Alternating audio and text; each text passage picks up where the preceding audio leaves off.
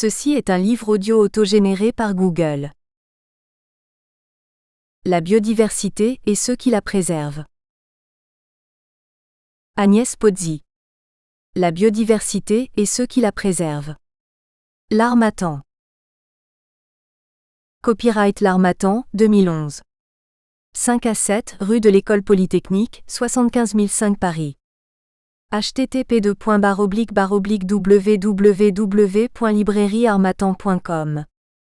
diffusion.harmattan@wanadoo.fr. harmattan@wanadoo.fr. ISBN 978 2 296 55 537 2.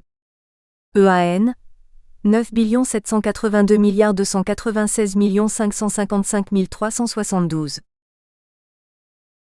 Qui sait si ce bipède, qu'on appelle encore dans le voisinage du pôle un homme, et qui ne tarderait pas à perdre ce nom, en se déformant un peu davantage, n'est pas l'image d'une espèce qui passe?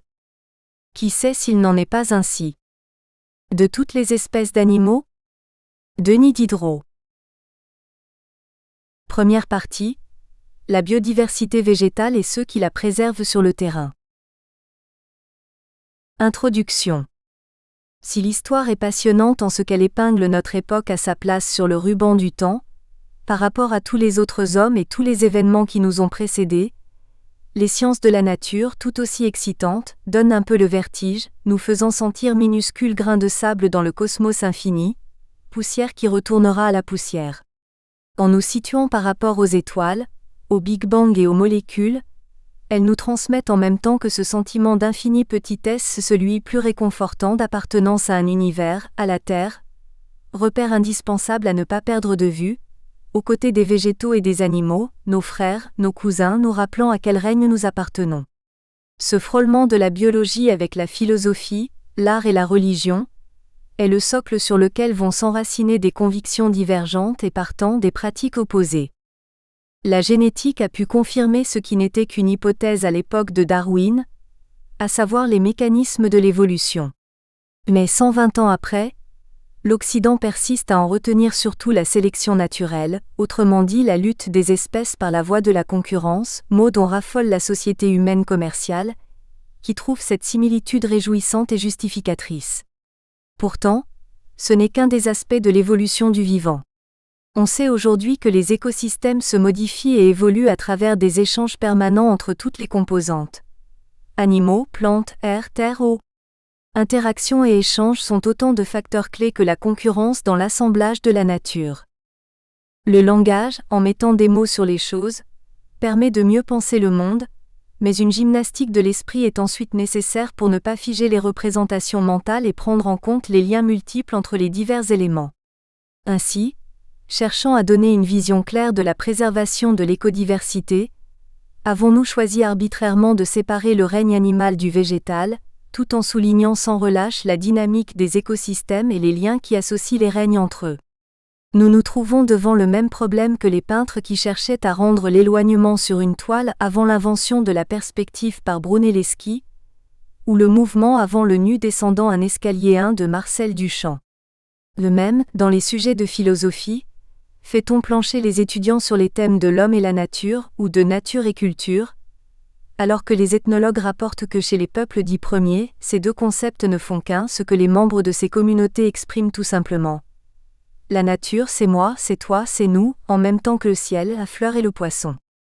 Au gré de la fusion ou de l'opposition entre nature et culture, comme représentant le désordre et l'ordre, le chaos et la raison, verront le jour d'autres divergences. Nous restons hantés par les premières descriptions d'explorateurs du XVe siècle, décrivant des natures luxuriantes exemptes d'empreintes humaines, semblait-il. Il a fallu attendre l'analyse au carbone 14 des fossiles de pollen ou d'animaux, pour se rendre compte que cette vision est erronée. Les interactions entre les autochtones et leur environnement sont aussi variées que sont variés les peuples et les environnements. Tant que la nature semblait inépuisable, ces divergences de point de vue sur sa place et ses relations aux hommes, bien qu'elles aient entraîné des modes de vie opposés, pouvaient coexister dans des mondes parallèles. Elles sont aujourd'hui au cœur des réflexions sur la conservation de la nature. La biodiversité végétale est menacée autant par le changement de climat que par les activités et pollutions agricoles, l'urbanisation, l'assèchement des zones humides. Au-delà de la mauvaise conscience et de la dénonciation justifiée des méfaits que notre exploitation abusive fait subir à notre source de subsistance, il existe aujourd'hui de nombreuses tentatives de reconstituer notre garde-manger. Les écosystèmes sont restaurés. Des conservatoires botaniques s'efforcent de collectionner et protéger les espèces menacées. Des programmes ressuscitent des savoir-faire ancestraux pour que la culture des simples et la médecine traditionnelle ne disparaissent pas. D'autres s'efforcent de promouvoir les variétés de céréales locales. C'est à un panorama de ces actions que nous vous convions dans cet ouvrage. Sans être exhaustif, il s'attache à décrire la variété des divers projets en cours sur tous les continents, les résultats apportés et leurs projections dans l'avenir. Chapitre 1 : La chaîne du vivant. D'après l'Institut français de la biodiversité, il y aurait entre 5 et 30 millions d'espèces animales et végétales dans le monde, sur lesquelles on ne connaît pour l'instant qu'entre 1,5 et 2 millions. La plupart des espèces non décrites seraient des insectes. La canopée tropicale abriterait de 4 à 10 millions d'espèces. Des espèces nouvelles sont apparues au cours des âges de la Terre selon le processus évolutif appelé spéciation.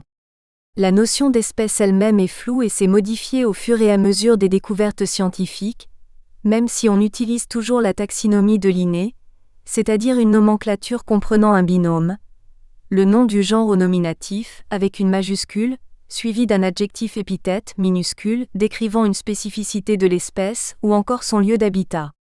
Centaurecianus désigne le bleuet des champs, Centaure montana celui des montagnes. Le premier nom a été donné poétiquement à cette plante en souvenir de la créature mythique du centaure qui, selon une légende, découvrit les propriétés médicinales du bleuet, tandis que l'adjectif désigne la couleur, cyan, bleu. De même, le Lobelia cardinalis est un Lobelia rouge cardinal. L'adjectif suivant le nom peut désigner le lieu d'habitat, montana, montagne, Salvia uliginosa désigne la sauge des marais. Le nom peut décrire la forme des fleurs. Par exemple, la campanule doit sa désignation latine à ses fleurs en forme de cloche, campanula en latin. La Campanula latiloba présente des fleurs à plusieurs globes. La Campanula grandiflora de grandes fleurs, Micrantha qualifie une plante à petites fleurs, Plena à fleurs doubles. L'adjectif peut également rappeler le lieu géographique d'habitat de la plante. Prunus armeniaca désignant ainsi un prunus d'Arménie, abricotier, Agapanthus africanus une agapanthe d'Afrique. L'adjectif peut être dérivé d'un nom propre, rendant hommage à un botaniste comme le Berberis darwini en souvenir de Darwin. L'espèce, aussi appelée taxon, est donc l'unité de base de la biodiversité. Il est généralement reconnu que les individus d'une même espèce peuvent se reproduire entre eux. Les sous-espèces regroupent des individus d'une espèce qui se retrouvent isolés des autres et évoluent différemment. Si 10 espèces par an disparaissent de façon naturelle, de nombreuses autres s'éteignent du fait des activités humaines. Comparé au taux naturel de disparition des espèces, estimé sur les 10 derniers millions d'années, il y en aurait 1000 fois plus à cause desdites activités d'eux. Quelle importance finalement, pourrait-on penser, qu'il y ait un peu moins d'espèces dans un monde qui en est si riche ? Pourquoi s'en inquiéter ? Est-ce que sauver quelques plantes sauvages en France, quelques variétés de céréales sur les milliers qui existent, ou encore une variété de grenouilles ou quelques tigres de Sibérie ne sont pas des objectifs futiles et dérisoires au regard des dangers écologiques qui menacent directement la société des hommes ? Le changement de climat, l'épuisement du pétrole, l'amenuisement des ressources nourricières ? En quoi notre avenir serait-il lié à celui des autres espèces ? La réponse réside dans le fonctionnement des écosystèmes, qui est affaire d'équilibre certes, mais d'équilibre fragile. Un écosystème est un ensemble formé d'êtres vivants végétaux et animaux, réunis sous l'appellation de biocénose, associés à leur biotope, c'est-à-dire leur territoire et tous ses éléments, sol, eau, air, géologie. L'écosystème est une notion dynamique, faite d'échanges, de circulation, de flux. Chaque élément agit en interaction avec les autres. Les feuilles mortes tombées sur le sol s'y mêlent en modifiant la structure, les insectes, le vent, les animaux dispersent les graines, les plantes filtrent l'eau. Lorsqu'une espèce disparaît, c'est toute une chaîne qui est modifiée. Parfois une autre espèce végétale ou animale colonise la place vacante au détriment de l'écosystème. C'est le cas des méduses qui prolifèrent en Méditerranée du fait de la disparition ou raréfaction de leurs prédateurs naturels, tortues, requins, thons. Dans la mer Noire, une autre petite méduse 3 venant de l'Atlantique et introduite en 1980 par les eaux de ballast d'un navire, a proliféré et engendré la disparition de 26 espèces importantes pour la pêche, faisant grandir une zone morte, dépourvue d'oxygène. Où l'on voit qu'une petite bête peut causer de gros dégâts.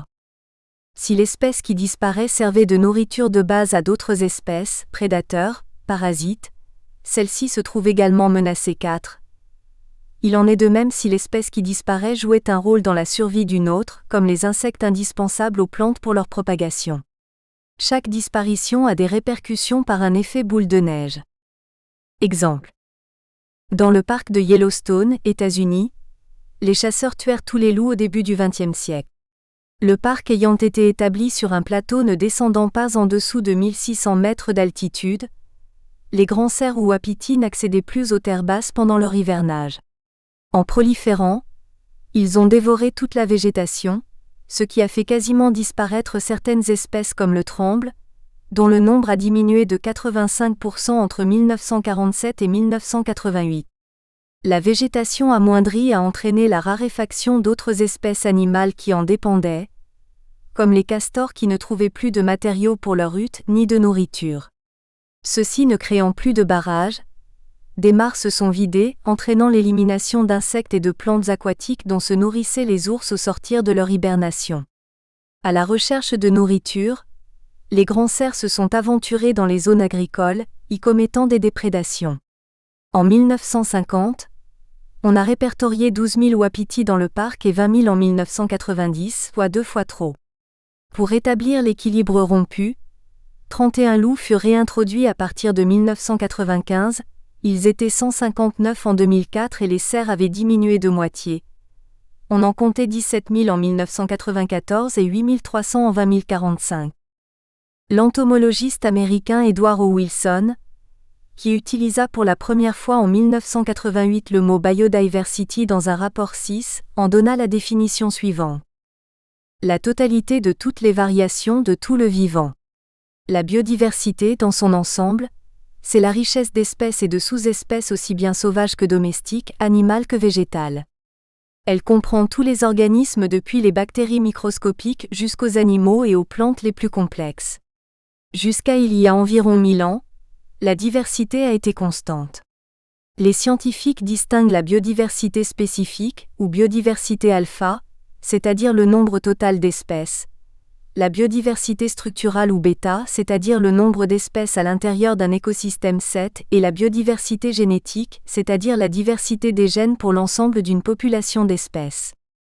Ce sont ces trois aspects conjugués de la biodiversité qui déclinent actuellement. Il faut un certain temps pour que les modifications d'un écosystème deviennent apparentes, mais le passage d'un certain seuil peut provoquer des changements anormalement rapides. Un apport accru de nutriments peut transformer des récifs riches en corail en un écosystème dominé par les algues, moins accueillant pour les espèces animales, moins diversifié. Barrow, Colorado. Exemple de modification rapide d'un écosystème. En 1913, le lac Gatun fut créé artificiellement pour alimenter le canal de Panama. Des collines furent transformées en îles. Celle de Barrow, Colorado a été étudiée par des scientifiques qui ont suivi son évolution à la station de l'Institut smithsonien de recherche tropicale. Entre 1917 et 1970, 60 espèces d'oiseaux disparurent, ainsi que les deux grands prédateurs de la région, le puma et le jaguar qui n'y disposaient pas d'une aire suffisante. Leurs anciennes proies ont proliféré, comme le coati 8, l'agouti 9, le paca 10. Ces rongeurs se nourrissant de grosses graines d'arbres, ces derniers n'ont pu se reproduire, par contre ils ont été remplacés par des arbres à petites graines. Ainsi, avec la disparition de deux espèces dites clés de voûte, c'est l'écosystème entier qui s'est trouvé transformé. Les scientifiques ont observé que la richesse en espèces augmente des pôles vers l'équateur, les tropiques étant les zones de plus grande diversité. Étant donné le coût des travaux de protection d'espèces, les zones de plus riche ou de plus rare biodiversité ont été répertoriées pour être traitées prioritairement. Ce sont des zones géographiques présentant à la fois une grande concentration d'espèces et des habitats en dégénérescence. En 1988, l'environnementaliste Norman Myers publia une étude montrant que 133 000 plantes et 10 000 vertébrés, soit un peu moins de 10% du total, non compris les poissons, vivent sur seulement 1,4% de la superficie continentale.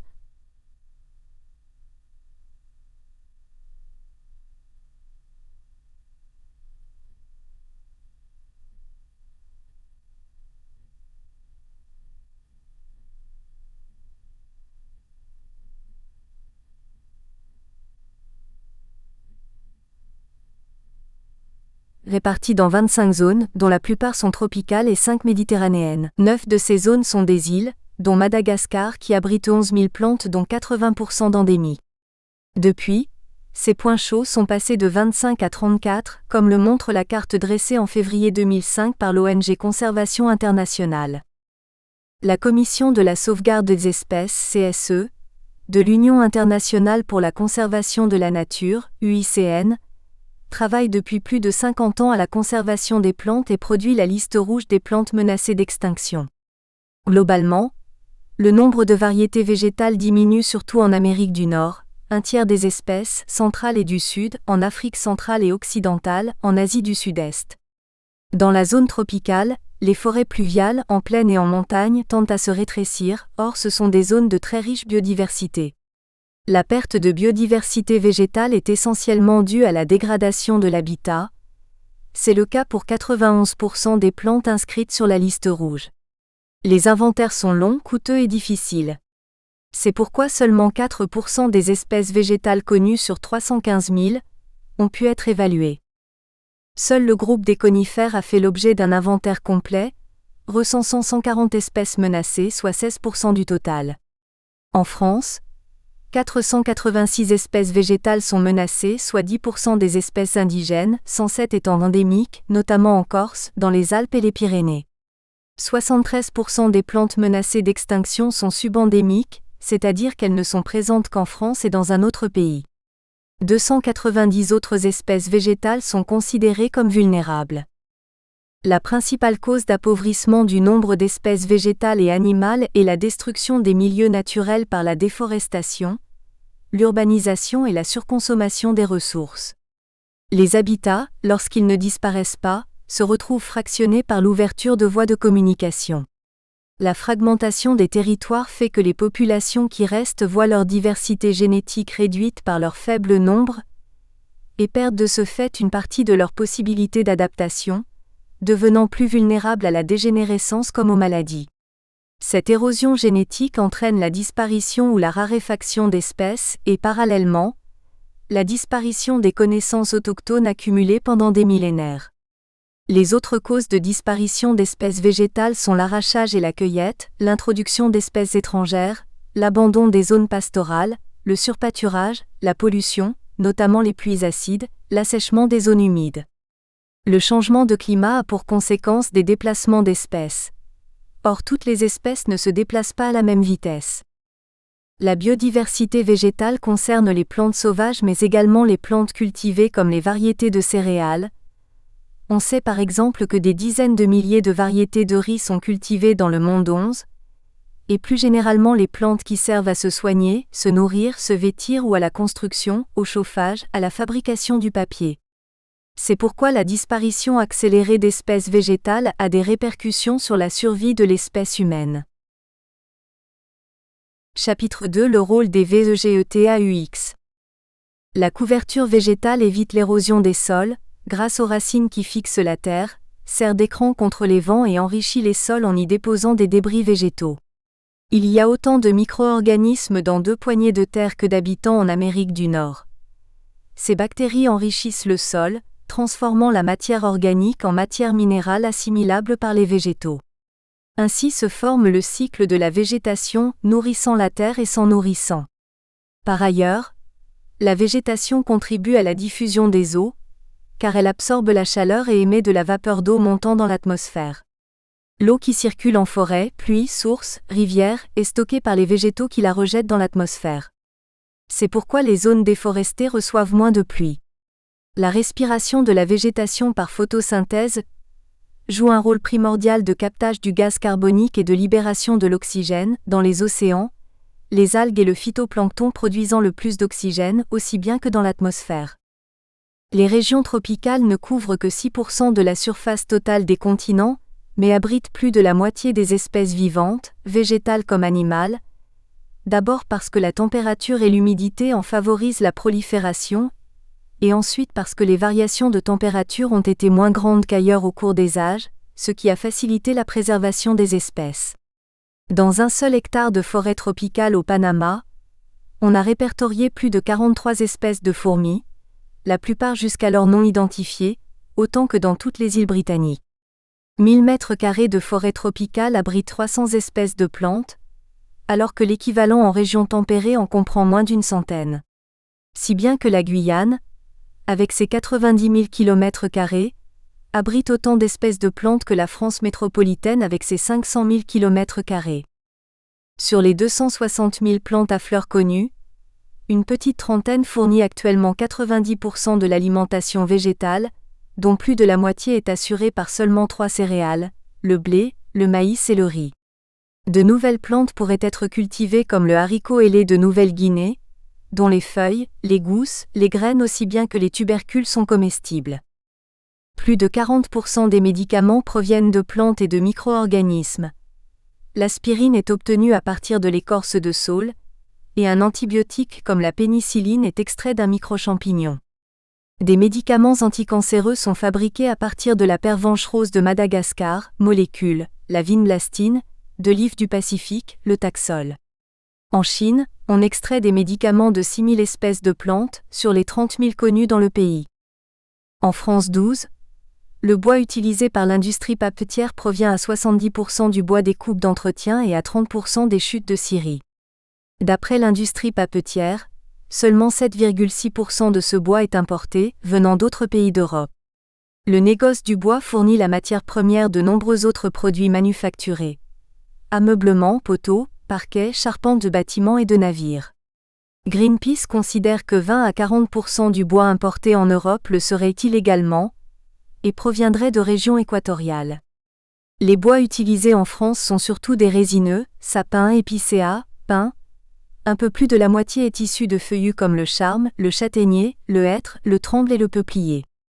Chaque Français consomme 140 kg de papier par an. Une tonne de papier recyclé permet l'économie de 15 à 20 arbres.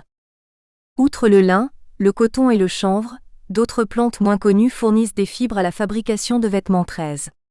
Leur utilisation est avérée depuis tellement longtemps que les savoir-faire ont pu s'améliorer. Le coton fut domestiqué il y a environ 5000 ans, simultanément au Pérou et en Perse. Après le bois, 600 variétés de rotin en font le second produit forestier d'Asie.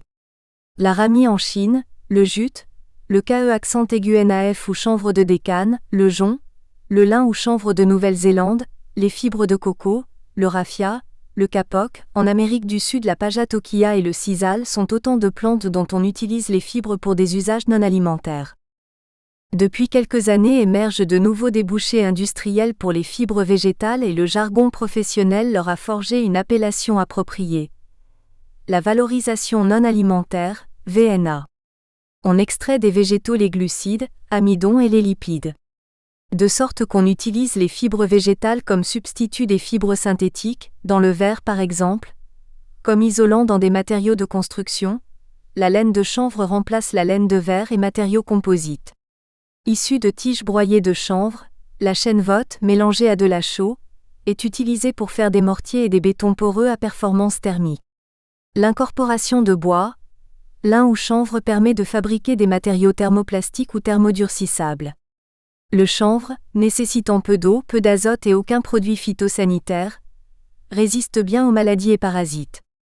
Il est souvent cultivé autour des zones de captage d'eau. Ses surfaces cultivées ont presque doublé depuis 200 114. Depuis peu, les fibres végétales sont substituées aux fibres synthétiques dans le secteur automobile, chanvre, lin voire sisal ou abaca dans les accoudoirs, plages arrière, dossiers de siège. Par ailleurs, la graine de chanvre est exploitée pour sa richesse en oméga 3 et 6 en cosmétologie et parapharmacie. En Europe, 10% de la surface agricole européenne, soit 35 millions d'A, sont dédiés au VNA. Chapitre 3. Les ressources biologiques sont autant culturelles que naturelles. La diversité génétique des végétaux joue un rôle alimentaire clé. L'agriculture utilise et domestique les plantes sauvages. Le tournesol sauvage, Helianthus annuus, originaire d'Amérique du Nord et déjà cultivé par les peuples précolombiens, peut se croiser avec 49 espèces proches. Cela fait plus de 10 000 ans que les hommes ont commencé à agir sur la nature. Depuis la création de l'agriculture, avec le néolithique, ils n'ont cessé de modifier le paysage. Les paysans choisissent soigneusement les semences d'une année sur l'autre, afin d'améliorer les rendements de leur culture. Ils connaissent leurs terres, leur climat, leurs ressources. Les connaissances des agriculteurs sont capitales, mais ce furent les semenciers qui, les premiers, se mirent à inventorier les espèces végétales commercialisées, comme Philippe Victoire de Vilmorin en France qui créa en 1766 le premier catalogue de toutes les sortes de graines décrivant les différentes variétés. Celles que l'on appelle variétés anciennes ont été introduites il y a longtemps. La tomate, par exemple, fut apportée en France d'Amérique du Sud au début du XVIIe siècle. Très peu de variétés étaient alors disponibles, tandis qu'aujourd'hui on n'a que l'embarras du choix, avec des variétés de toutes les formes et de toutes les couleurs. En 1856, la France connaissait 7 variétés de tomates. En 2005, l'Europe en cultive 2781, dont 312 inscrites au catalogue officiel français. Cependant, à l'échelle mondiale, la tendance à généraliser les pratiques de l'agriculture industrielle, qui remplace des cultures diversifiées sur de petits champs par des monocultures sur de grands espaces et incite à l'usage d'intrants 15, diminue le nombre de variétés de plantes nourricières cultivées. Le généticien espagnol José Esquinas Alcázar estime que les 3/4 de la diversité génétique agricole ont été perdus pendant le XXe siècle. On se trouve donc à une période étrange. D'un côté, comme on l'a vu pour la tomate, pour certains fruits et légumes, les hybridations et redécouvertes de variétés anciennes ont pour résultat un large éventail de variétés proposées à la consommation de luxe. D'un autre côté, l'agriculture industrielle généralisée entraîne une diminution des variétés autochtones cultivées, qui vont peut-être devenir elles aussi des produits rares destinés à un commerce de luxe, alors qu'elles restent jusqu'à présent dévolues à l'alimentation locale. S'il est vrai qu'en Europe le nombre d'agriculteurs n'a cessé de diminuer depuis la fin de la Seconde Guerre mondiale, en France il ne représente plus que 4% de la population active, l'agriculture est toujours le premier métier du monde, 45% de la population active s'y consacrant. Bien qu'un exode rural massif ait accru la population citadine globale 16, les agriculteurs sont encore nombreux. Il y en avait 900 millions dans le monde en 1968, pour 1,35 milliard en 2005. Depuis 1900, avec une accélération entre 1950 et 1980, le primat donné à la monoculture à haut rendement a causé la disparition de 75% environ de la diversité génétique agricole. Ainsi l'Inde possède aujourd'hui moins de 50 variétés de riz, alors qu'il en existait autrefois 30 000. Aux États-Unis, 86% des 7098 variétés de pommes décrites entre 1804 et 1904 ont disparu, 95% des variétés de choux, 94% des variétés de petits pois, 81% des variétés de tomates. En Chine, 9000 variétés de blé ont été perdues en 20 ans. Rappelons que les agriculteurs ne cultivent pas des jardins botaniques mais s'échinent à gagner leur vie et celle de leur famille. Il leur faut donc vendre les produits de leurs champs en fonction des fluctuations du marché. On comprend qu'ils soient tentés de modifier les manières ancestrales de travailler la terre, quand on sait que l'agriculture la plus productive a un rendement 2000 fois supérieur à l'agriculture paysanne manuelle. Cet écart était de 10 contre 1 au sortir de la Seconde Guerre mondiale, il n'a donc cessé d'augmenter. Or le passage à la monoculture promettant une plus grande productivité ne se fait pas sans risque. L'ONU, dans les années 1950 à 1980, lança un programme mal nommé Révolution verte, qui avait pour objectif louable l'autosuffisance alimentaire des pays en développement en introduisant massivement des monocultures halogènes 17 à haut rendement pour remplacer les cultures locales. Cette pratique est aujourd'hui reconnue comme très nuisible à la biodiversité. D'une part, les variétés introduites l'ont été au détriment des variétés locales, par exemple celles de riz à très haut rendement, créées par l'IRRI 18, ont diminué de 80% le nombre de variétés de riz cultivées en Inde. Même chose pour les variétés de maïs produites par le CIMMYT19. De plus, les variétés nouvelles sont plus vulnérables aux maladies. En 1977, le riz IR36 de l'IRRI fut attaqué par 2 virus jusqu'alors inconnus 20. Aux États-Unis, en 1970 à 1971, une attaque de rouille détruisit 15% de la production de maïs, fragilisée par son uniformité génétique. Ces tristes expériences d'agriculture intensive ont permis la prise de conscience d'une donnée fondamentale. Les monocultures sont écologiquement instables et tous les systèmes écologiquement durables sont fondés sur la variété et la réciprocité des interactions. Face à la diminution des variétés agricoles, l'importance de la diversité biologique végétale pour la sécurité alimentaire, en dehors de son rôle pour le renouvellement des écosystèmes, a été réaffirmée dans le 3e engagement de la Déclaration de Rome sur la sécurité alimentaire mondiale en 1996, puis par le Traité international sur les ressources phytogénétiques pour l'alimentation et l'agriculture 21, entré en vigueur en juin 2004. Toutefois, un facteur atténue l'effet d'appauvrissement génétique de la monoculture pour l'exportation. La plupart des paysans du monde n'ont pas les moyens de se lancer dans l'agriculture industrielle, exercent également une autre activité et ne cultivent leur lopin de terre que pour leurs propres besoins familiaux ou pour un marché local restreint. Ils s'orientent dans ce cas vers la variété et la valeur nutritive plutôt que vers le rendement maximal d'une seule culture. Exemple. Le maïs. Au Pérou, les paysans sont accoutumés à cultiver 24 sortes de maïs, la plus ancienne depuis 12 000 ans, mais la plupart des semences ont été domestiquées il y a environ 6 000 ans en Mésoamérique, Mexique, Guatemala, nord du Honduras, Salvador. Au sud du Mexique, dans l'état d'Oaxaca, on fait encore pousser 152 variétés de maïs, denrées de base de l'alimentation, si bien que l'on compte près de 600 recettes de cuisine consacrées au maïs grâce à la gourmandise inventive locale. D'après le CIMMYT, certaines variétés pourraient disparaître du fait que l'expansion économique pousse les paysans à se tourner vers l'agriculture commerciale, délaissant les variétés locales. Or, la multiplicité des variétés de maïs aide à combattre la pauvreté. Les paysans ont l'habitude d'utiliser comme semences les grains qu'ils ont gardés de la précédente récolte, cultivant traditionnellement plusieurs variétés afin de profiter de leurs spécificités, résistance à la sécheresse, rendements différents, robustesse et pour répondre à des besoins différents, certains maïs étant meilleurs pour l'alimentation des animaux, d'autres pour les tortillas, crêpes de maïs. Autrefois, il était d'usage de faire appel aux parents et amis pour remplacer les semences en cas de manque, mais ce n'est plus le cas. Si des scientifiques préconisent la congélation des semences dans une banque de gènes, cet avis n'est pas partagé par tous.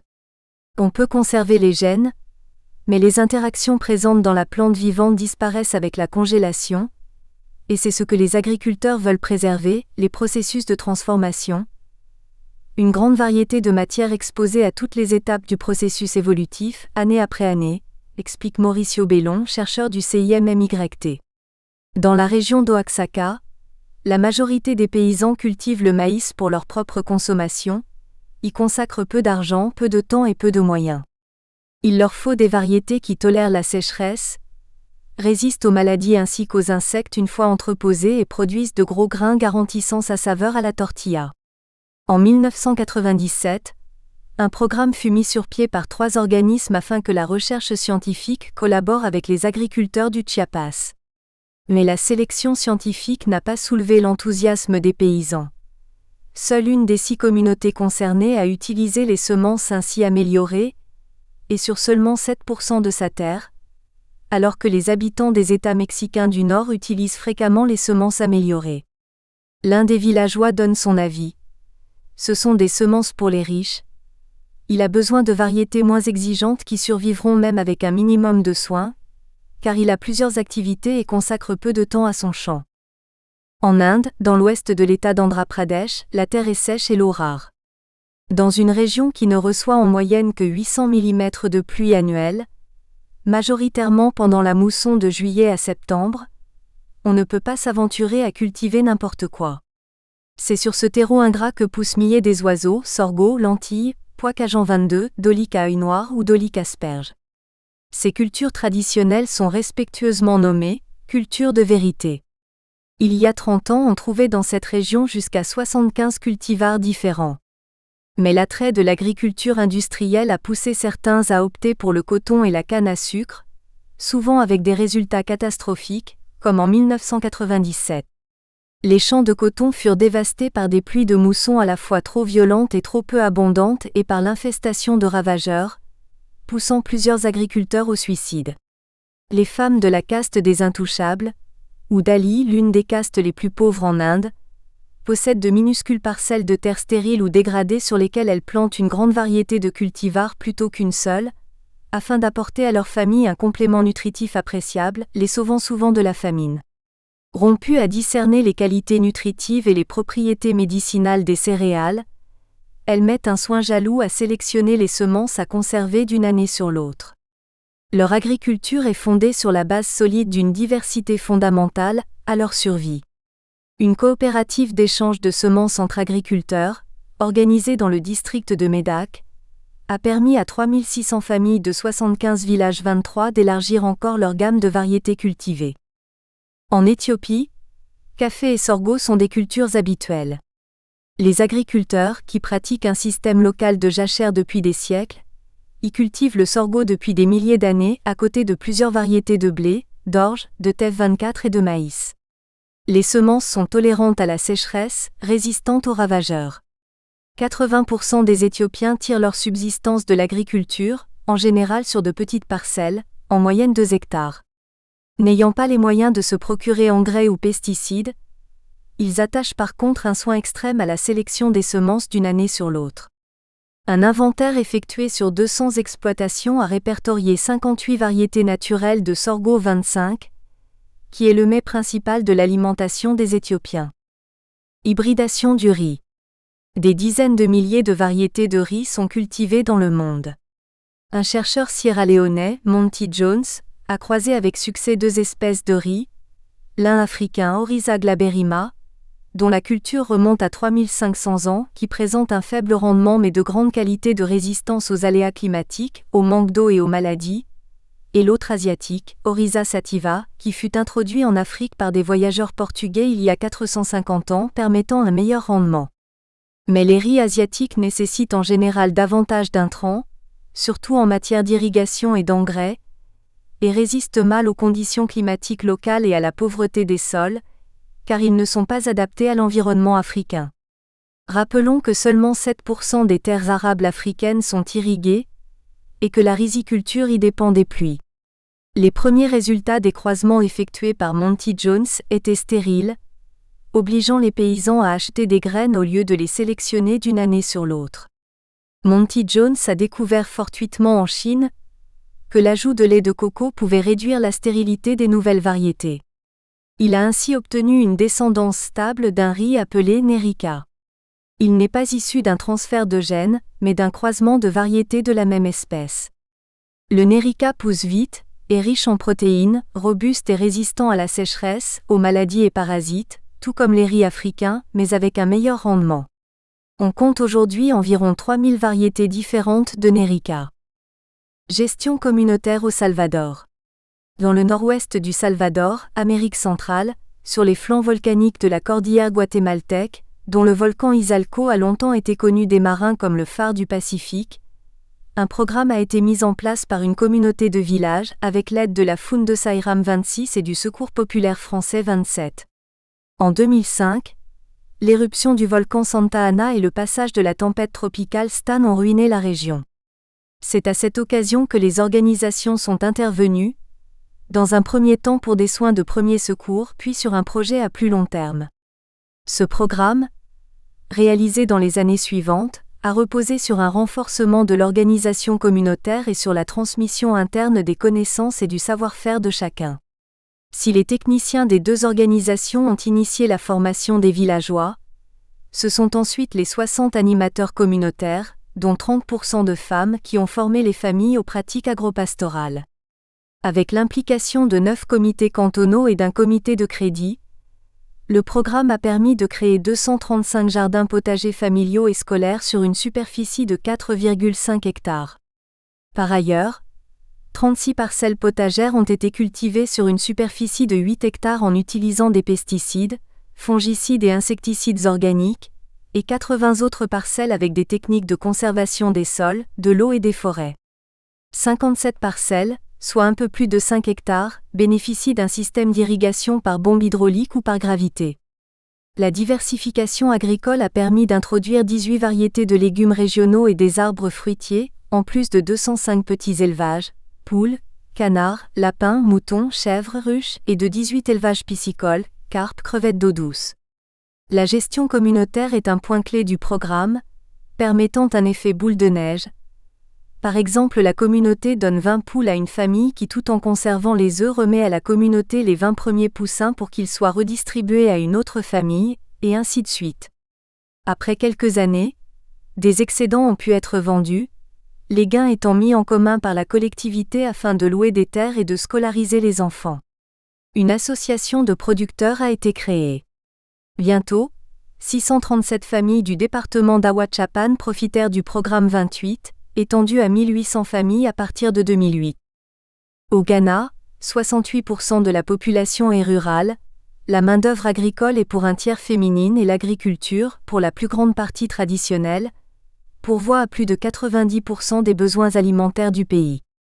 Plus de la moitié des exploitations agricoles n'excèdent pas 1 hectare, utilisant la plupart du temps une jachère en broussailles pendant 3 ans et des cultures vivrières sur le reste de la parcelle. Sorgho, maïs, mil, arachide, igname, riz.